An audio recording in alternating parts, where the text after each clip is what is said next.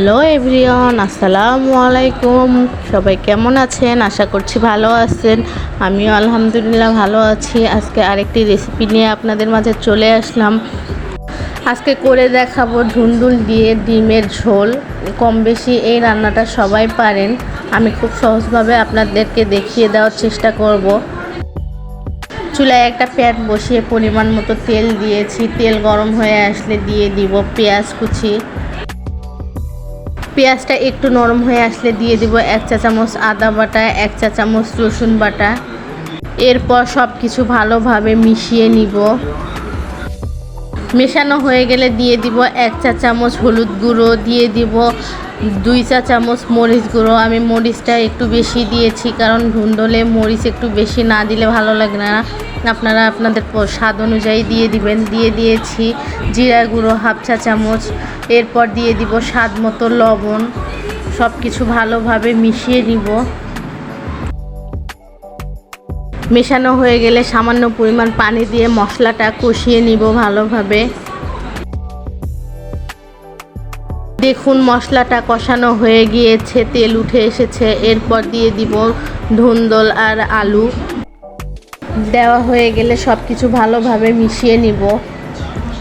মেশানো হয়ে গেলে একটা টমেটো ফালি করে দিয়েছি। ধুন্দলটা একটু আমি কষিয়ে নিব ভালোভাবে। কষানো হয়ে গেলে রান্নার জন্য পরিমাণ মতো পানি দিয়ে দিব। পানি দেওয়া হয়ে গেলে ঢাকনা দিয়ে ঢেকে দিব।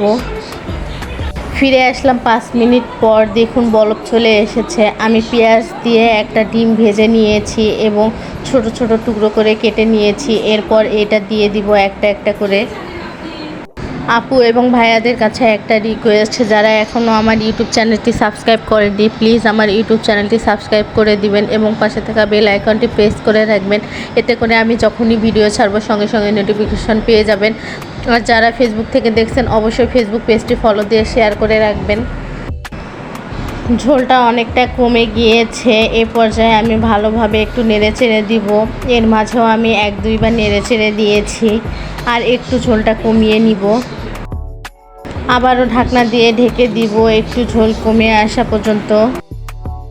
দেখুন রান্নাটা আমার হয়ে গিয়েছে। আমি এরকম ঝোল রাখবো। কে কীরকম ঝোল রাখবেন সেই হিসেবে নামিয়ে নেবেন। আমি এই পর্যায়ে চুলা অফ করে দিয়ে নামিয়ে নিব। চলুন আপনাদেরকে তাহলে পরিবেশন করে দেখাই।